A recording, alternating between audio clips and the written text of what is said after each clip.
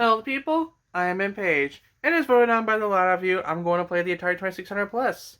But if I'm going to play the Atari 2600 Plus, I'm going to do it right. Here's the controller, here's the system, and here's the monitor I'm playing it on. Yep, teeny tiny screen, like Atari should be. It's like James Rolfe himself said in one of his Angry Video Game Nerd videos. I believe the only true way to play Atari is on an old piece of shit like that. It's that special kind of atmosphere when it's in the middle of the night and you're sitting in the glow of your TV with the sound of crickets. And I plan on doing that very shortly. Let me just make sure I got my capture set up first. I'm gonna go hit record on that. And then we'll turn on the little TV screen here. Come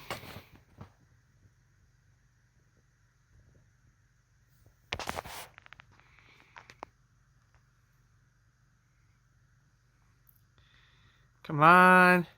Yes, I know. Loading game failed. I'm going to fix that in a second. By default, it comes with this cartridge, which has 10 games in one. And much like the old multi-carts of the day, you had to set dip switches to determine what game you wanted to play. This switch combination I have here is for Missile Command, so that's the first game we're going to try today. Now that we have the proper immersion, let's pop this thing in. Oh, wait, hold on. There it goes.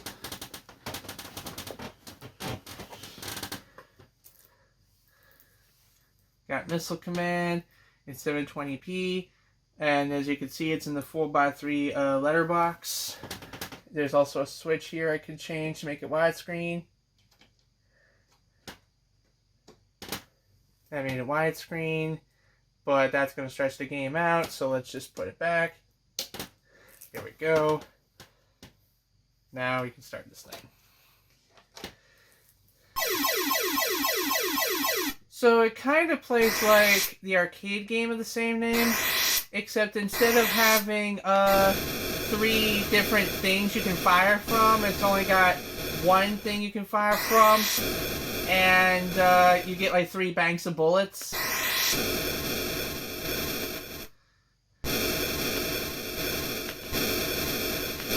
The trick is you want to aim it so that their missiles fly into your shots. Hey, turn this down a bit.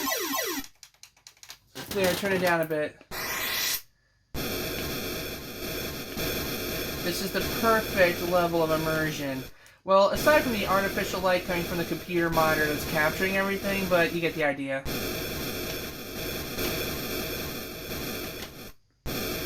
I'm not even sure how well you can see me right now, but I think it's worth it for the immersion factor, because this is the Atari experience, right?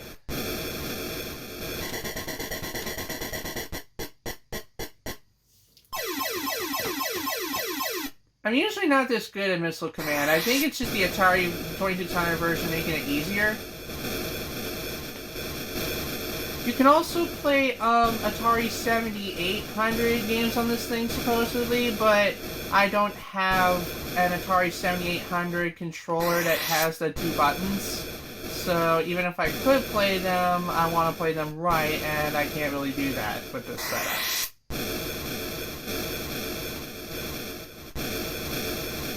Oh, that was real close there.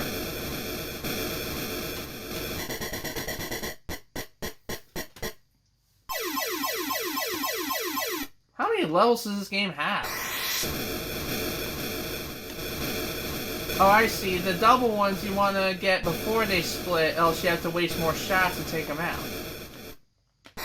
Come on!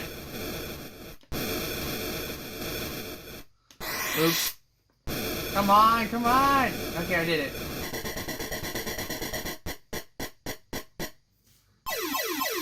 This game really puts you on edge, don't it? Come on, how did I miss that? Oh, crap. Oh man, I lost one.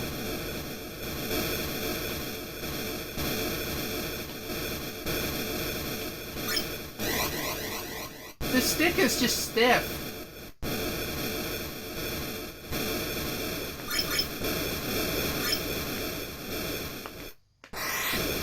Come on! Ah, I missed again. I already lost half my cities. Oh, what the heck is that? Or whatever it is, I killed it. Oh no, no, no, no, no, no, no, no, no, no, no, no. Are these like accelerating? How is that even possible?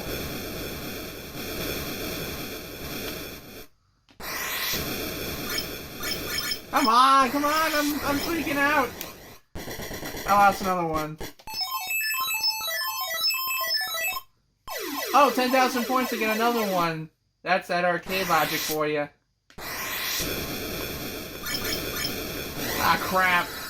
Nah, another one. Stop. Gotcha.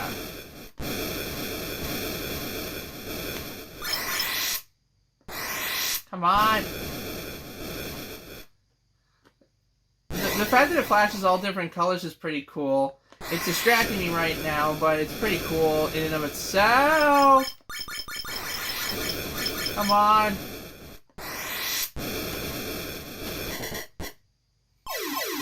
I'm down in my last building.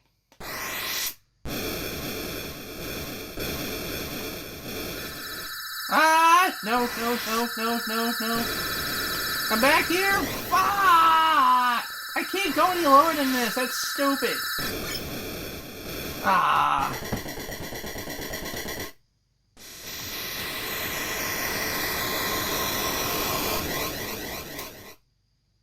The explosion effect is pretty cool for an Atari game, though, I'm not gonna lie. Now, I could go on about the other games that are on the cartridge, but I'm not an Atari junkie, so I don't know much about them.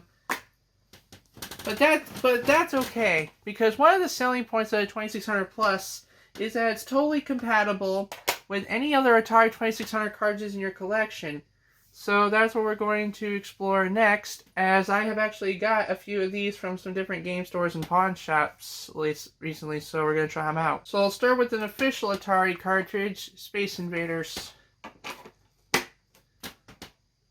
So, upon first glance, it looks like a 2600 styled faithful representation of the original.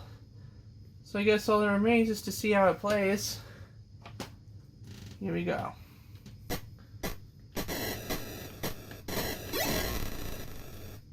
It works, I just suck at it.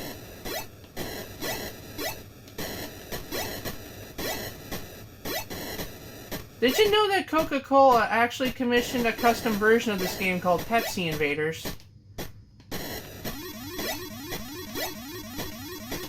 The gimmick with that one is that there was a time limit, but infinite lives, and at the end it says Coke wins. You just shoot down the letters that say Pepsi. Oh god, I'm getting faster now. Interesting fact about this little tidbit, this was actually a bug, because all the aliens were supposed to move at exactly the same speed. They just fit whatever number of aliens the processor could allow because of sprite limitations. One side effect of that is that when there were less sprites on the screen, they would move faster because the engine was faster. Players thought it added a fun level of challenge, so the guy decided to pretend it was an intended feature. So people didn't really know it was a bug until later documentaries caught up with it. Ah, crap. Come back here. Come back here. Oh, one left. I can never get the last one. Oh, I got it. Yes. Yes. Level 2. Are they firing more often?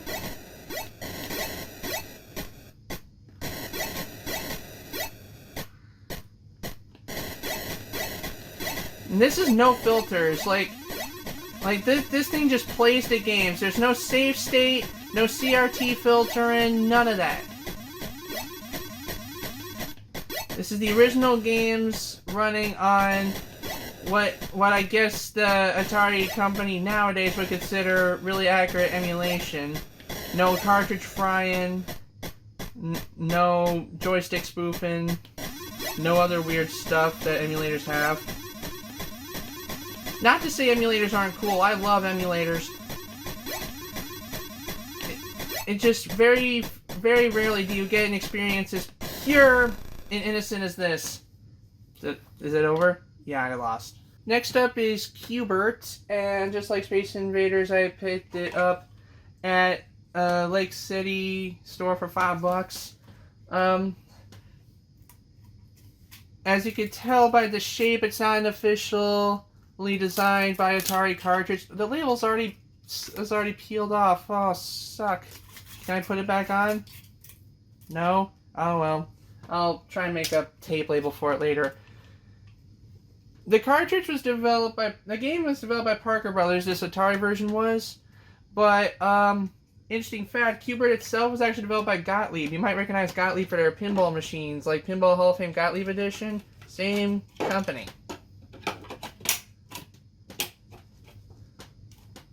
So the thing about Q*bert is that Q*bert was mostly designed for like diagonal joysticks. So you kind of like tilt the joystick slightly. Like down is down left and right is down right. So if you reorient your joystick accordingly, then the controls should be no problem at all, giving you more brain power to accomplish figuring out the crazy level design.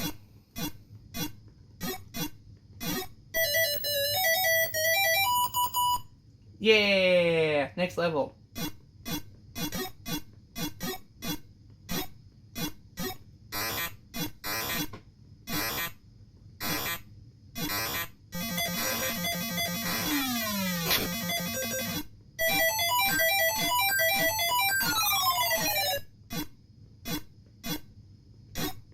I don't know what that last bit was. I'm just going by the simple game rules of change the colors to the other colors.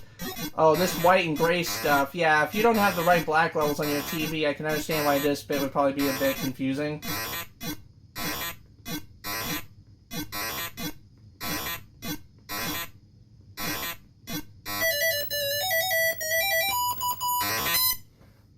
Did I break it? Oh, it's still going. Okay. I didn't even see that coming.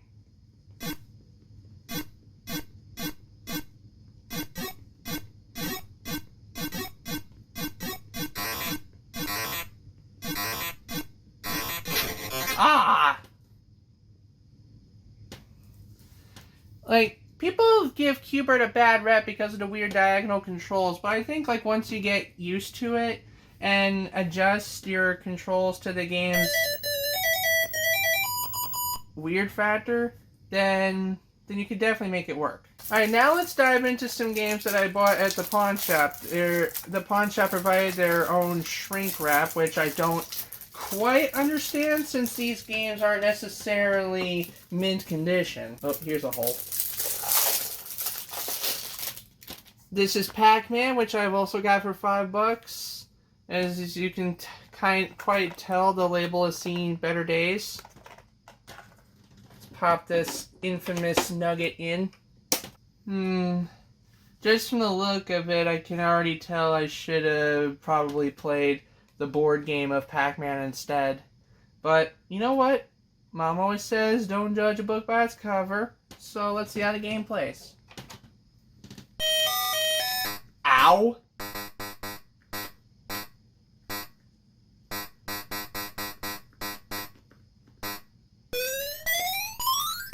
Is that the sound effect from Beat 'em and Eat 'em?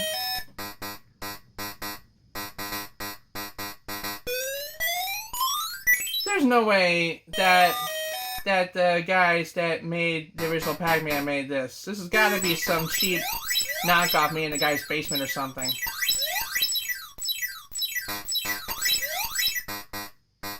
Is that a fruit? Was that supposed to be the fruit? What the hell am I playing? I'm not even past the first level yet. I'm usually good at Pac-Man.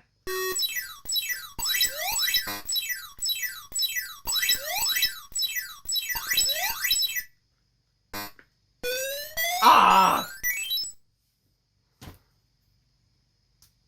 Well, that was too quick for me to say I gave it a college try. I need to do that again.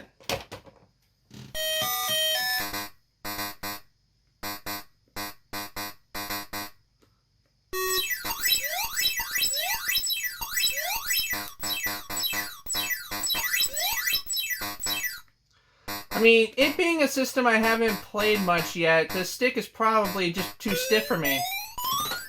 Come on.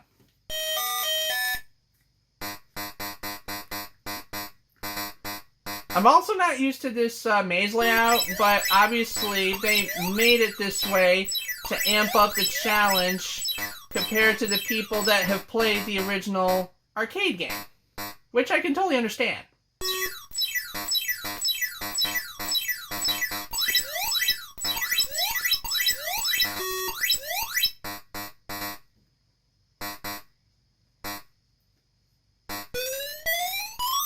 I got cornered there.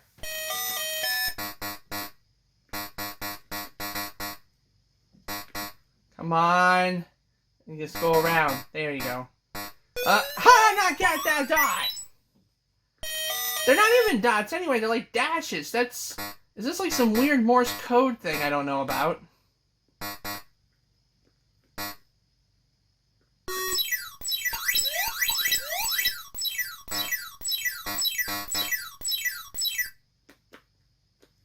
Oh, there's 2 dots left. Come on, come on, come on. Fuck! That's enough of this shit. This last game actually cost me $10 at the pawn shop, so it better be twice as good as the other games. This is Donkey Kong by Coleco, and the thing about Coleco is they actually own the exclusive rights back then to make Donkey Kong games on home consoles. So there's a rumor going around that they made the Atari and Intellivision versions poor on purpose so that their ColecoVision version could sell better. Is that true? I don't know, and I'm not at mercy to find out. Well, the game looks about as Atari can get.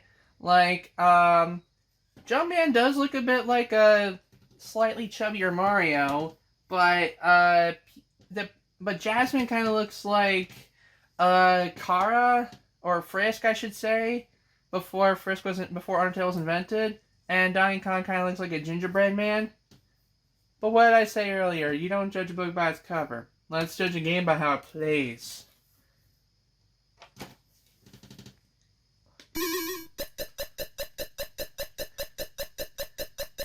These sounds sound familiar. Wait, is a gingerbread man rolling down cookies? Oh, that sound is very familiar. Is this a sound they use just to represent video games in general on TV?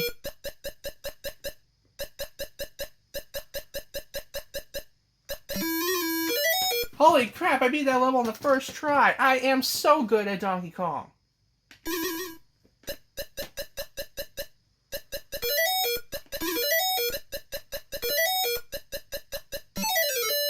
What?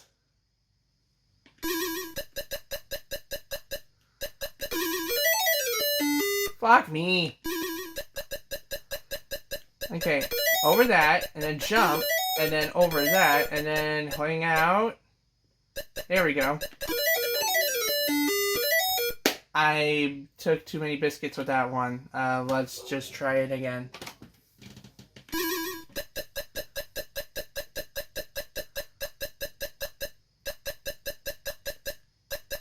I'm just gonna keep climbing the ladders, jump the barrel cookie. Oh, I want to get the hammer. I want to see the hammer.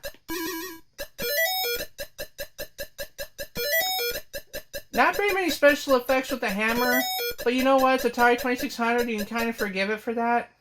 It was like the novelty, because think, like, 70s, 80s, the novelty was taking the arcade game and taking it home. But then, like, in later years, the novelty was taking the home game and making it portable.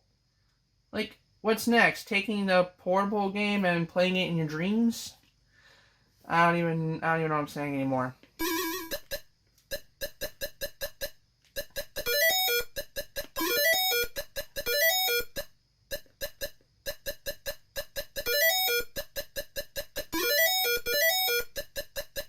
Oh, I'm getting closer and closer. Now I have to wait here because the hammer doesn't let you climb.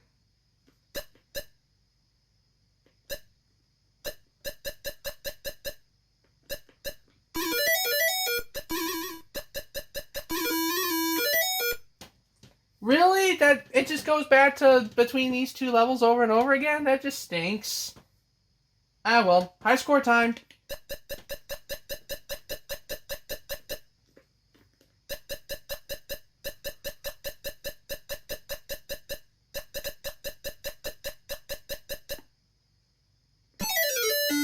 Okay, I got bad luck on that one. RNGesus was not smiling down upon me, as they say.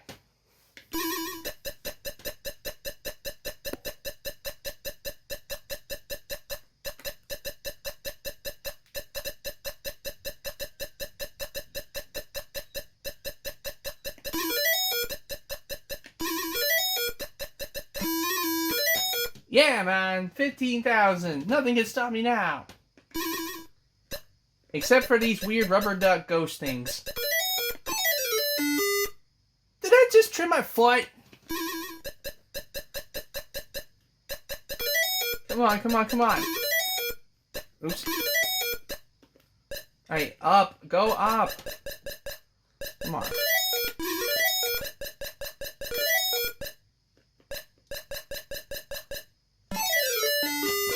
I wasn't paying attention, honestly. And I'd say that satisfies our time with the Atari today. Like, I think, like, all these years later, there is a reason why people look back on these games fondly. And that's, like, and that's just because of how good they are. Or how memorable they were. Or, like, how technologically capable they were. The situation varies from game to game. But I personally think it's that even 30 to 40 years later, like, the game's concepts themselves are still fun and addictive. Like, sure, it's not keeping my attention for a long period of time, but that's just my own fault. I'm a millennial. I have short attention span.